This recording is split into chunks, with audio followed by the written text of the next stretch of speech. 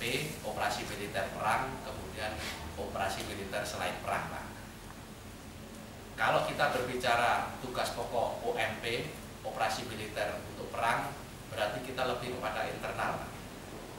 Lebih pada internal, kemudian ada satuan-satuan tempur, kemudian termasuk kita melaksanakan pembinaan dalam rangka apabila sewaktu-waktu terjadi perang kita siap.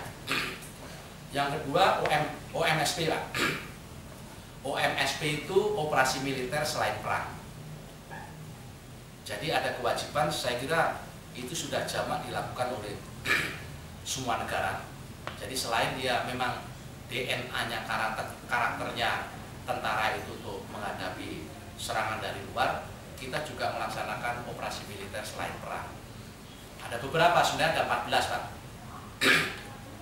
Ada mungkin menangani terorisme, kemudian ada penanggulangan bencana, Pak.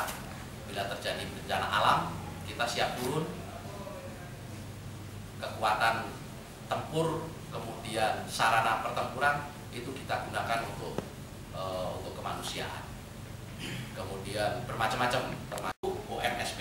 Kemudian ada perbedaan, Pak. Jadi kalau satuan komando kewilayahan seperti kita ini, Kodam, Korem, kemudian Kodim, Koramil, itu gelar untuk melaksanakan kegiatan teritorial.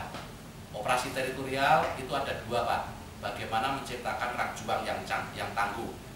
Rak juang yang tangguh itu mulai dari geografinya, demografinya, kondisi sosial. Kemudian yang kedua adalah kemanunggalan TNI dengan rakyat. Karena memang sistem pertahanan kita sesangkam rata, Pak. Tentara kita hanya 350.000. Penduduk kita 247 juta, hampir 250 juta. Keluar, kita laksanakan kegiatan-kegiatan bagaimana kita membantu pemerintah daerah untuk meningkatkan kesejahteraan rakyatnya. Tentara punya sumber daya. Kemarin datang ke sana, ada namanya Pak Slamet, Pak. Pak Slamet itu umurnya 74 tahun. Belum punya rumah, Pak.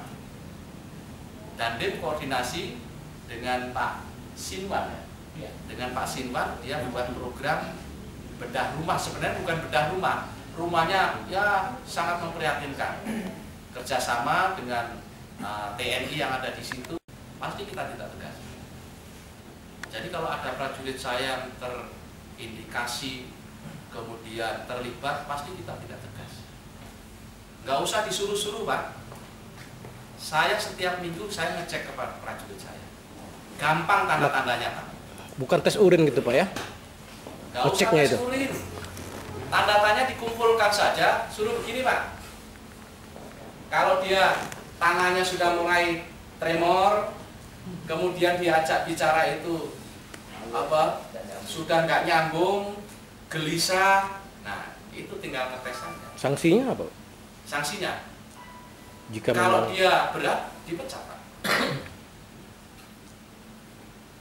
Jadi kalau kita punya 7 pelanggaran berat, ya, ada asusila, Pak, kemudian narkoba, ya, ada 7 pelanggaran berat yang selalu kita dengungkan. Mulai dari dalam itu bersih,